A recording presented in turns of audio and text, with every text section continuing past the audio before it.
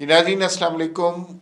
بہت ساری خبریں شیئر نہیں کرنی، صرف ایک ہی خبر پر، ایک ہی واقعے پر، ایک ہی سانحے پر بات کرنی ہے، اور وہ جعفر آباد ایکسپریس جو بلوچستان میں بولان کے مقام پر ایک ٹرین دہشت گردی کے حادثے کا شکار ہوئی، ابھی بھی ہے. وہاں سے ریسکیو کتنے لوگ ہوئے ہیں، دہشت گرد کون ہے، کیا چاہ رہے ہیں، کیا کرنا ہے، اب سیکیورٹی فورسز کیا کر رہی ہیں، سوشل میڈیا اسٹیج پہ کیا کر رہا ہے، بھارت اس موقع سے کس طرح فائدہ اٹھا رہا ہے، بی ایل اے کی کیا پالیسی ہے، یہ سارا کچھ اس پر ہم بات کریں گے.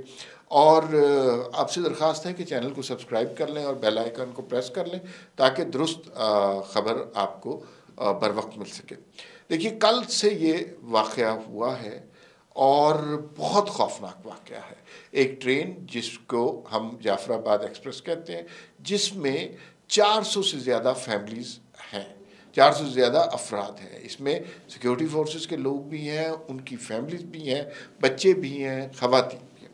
اس ٹرین کو اغوا کرنے کی کوشش کی گئی، اغوا کر لیا گیا. پہلے دھماکے سے اسے ٹریک پر اتارا گیا، ٹریک سے اتارا گیا، پھر یہ آدھی ٹرین ٹنل سے باہر ہے، آدھی ٹرین کے اندر ہے، اور اس کے بعد وہاں پر اب سیکیورٹی فورسز نے آپریشن شروع کیا ہوا ہے.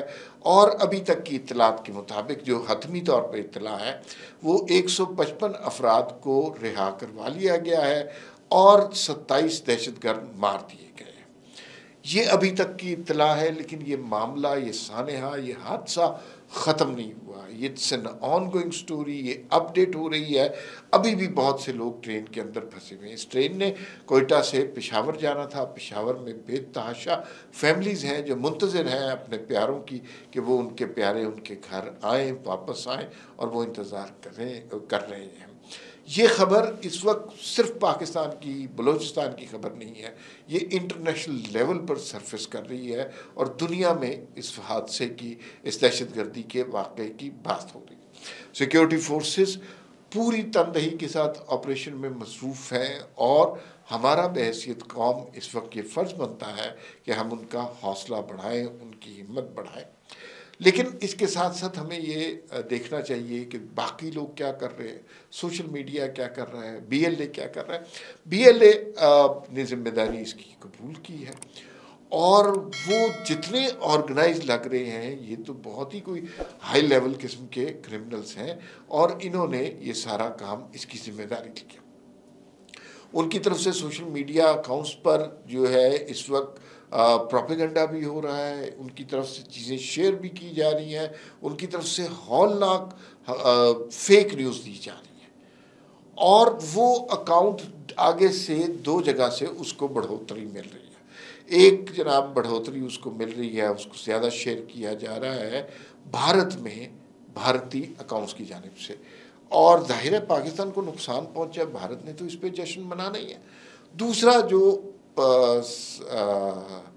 باہر بیٹھے ہوئے پی ٹی آئی کے ٹرولز اکاؤنٹ ہیں، وہ اس کو آگے بڑھا رہے ہیں اور اس کو شیئر کر رہے ہیں. بڑے شرم کی بات ہے، پاکستان کے ساتھ اتنا بڑا سانحہ ہو رہا ہے، پاکستان کا بدن لہو لہو ہے، اور اس پر یہ سب کچھ تماشا ہو رہا ہے. اور اس وقت، اس کڑے مشکل وقت میں social media per P T I اور جو بھارتی ٹرولز فیکٹری ہیں، وہ اس وقت ایک ہی مقصد کے لیے کام کر رہی ہیں، اور ان کا مقصد پاکستان کو ملائن کرنا ہے، ان کا مقصد پاکستان کو نقصان پہنچانا ہے. دیکھیے عمران خان صاحب ایک سیاسی جماعت کے لیڈر ہیں، ایک بڑی سیاسی جماعت کے لیڈر ہیں.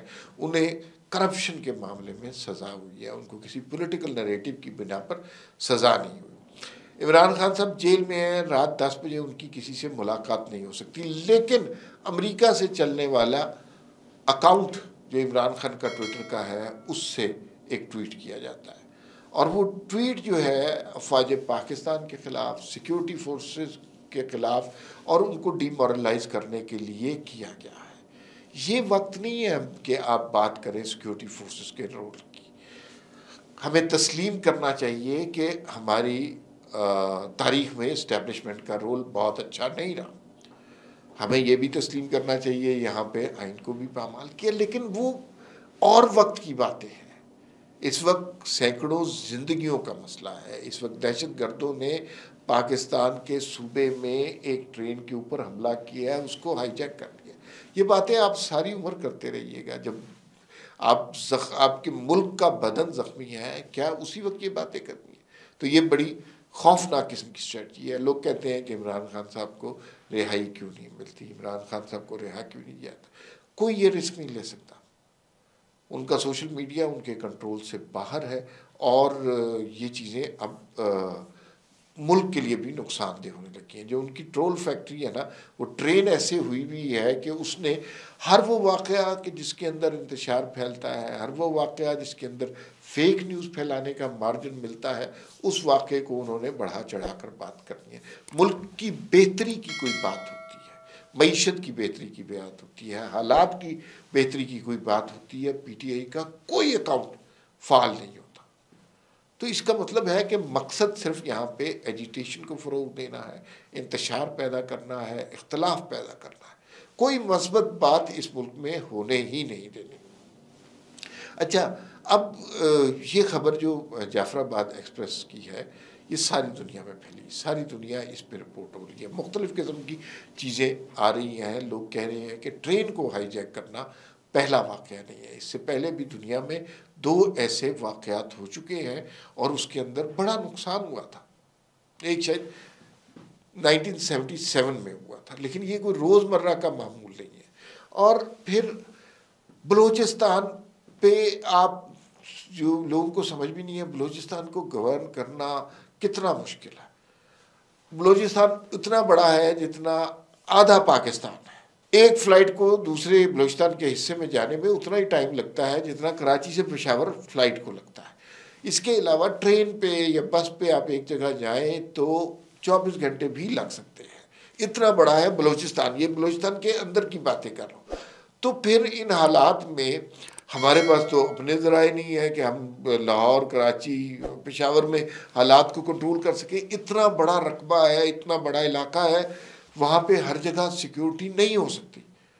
کچھ لوگ بتاتے ہیں کہ بلوچستان میں ایسے بھی علاقے ہیں آج تک جہاں پہ انسان نے قدم ہی نہیں رکھا. وہ اس طرح کا علاقہ، وہاں پر آپ ہر پوائنٹ پر سیکیورٹی نہیں لگا سکتے. لیکن بتایا یہ جا رہا ہے کہ اس ٹرین کے اوپر بھی سیکیورٹی کے اہلکار موجود تھے. جب ابتدائی فائرنگ ہوئی تو ٹرین والوں نے بھی، ٹرین پہ جو سیکیورٹی اہلکار تھے انہوں نے بھی فائرنگ کی. تو یہ بڑی مخدوش حالت ہے. اور یہ جو تنظیمیں ہیں نا، بی ایل اے جیسی، اب ان کو ختم کرنا چاہیے، ان کو آئرن ہینڈ سے کرش کرنا چاہیے. مجھے دیکھیے، اب کچھ صحافی بھی ہیں، کچھ ایسے بھی ہیں کہ ڈاکٹر ماہرنگ بلوچ، آپ کو ان کی سٹرگل عزیز ہوگی، مجھے ان کی سٹرگل بالکل کوئی عزیز نہیں ہے. میرے خیال میں وہ پاکستان کو نقصان زیادہ پہنچا رہی ہیں. وہ بات کرتی ہیں انسانوں کے حقوق کی، بلوچوں کے حقوق کی، اور خواتین کے حقوق کی، اور ان تینوں کے حقوق کو وہ نقصان پہنچا رہی ہیں، اور مسلسل نقصان پہنچا رہی ہے. بلوچستان میں جب بھی کوئی واقعہ ہوتا ہے، کہیں پنجابیوں کو قتل کیا جاتا ہے، شناختی کارڈ دیکھ کے لوگوں کو مارا جاتا ہے، اس طرح کی سچویشن ہوتی ہے، تو کبھی آپ نے ڈاکٹر ماہرنگ بلوچ کا کوئی اس طرح کا پیغام سنا جس میں انہوں نے مذمت کی ہو؟ نہیں. وہ تو یوں لگتا ہے کہ اس کو سیلیبریٹ کر رہے ہوتے ہیں اس وقت، جس طرح انڈیا اس خبر کو سیلیبریٹ کر رہا ہے، اسی طرح پی ٹی آئی والے اس خبر کو سیلیبریٹ کر رہے ہیں. یہ ایک بہت بڑی ہیومن ٹریجڈی ہے. یہ حالات ملک کے، بلوچستان کے خراب ہو رہے ہیں، اور اس کی خرابی میں جہاں ہماری اپنی غلطیاں بھی ہیں، لیکن انٹرنیشنل قوتوں کا اور بیرونی قوتوں کا بہت بڑا رول ہے.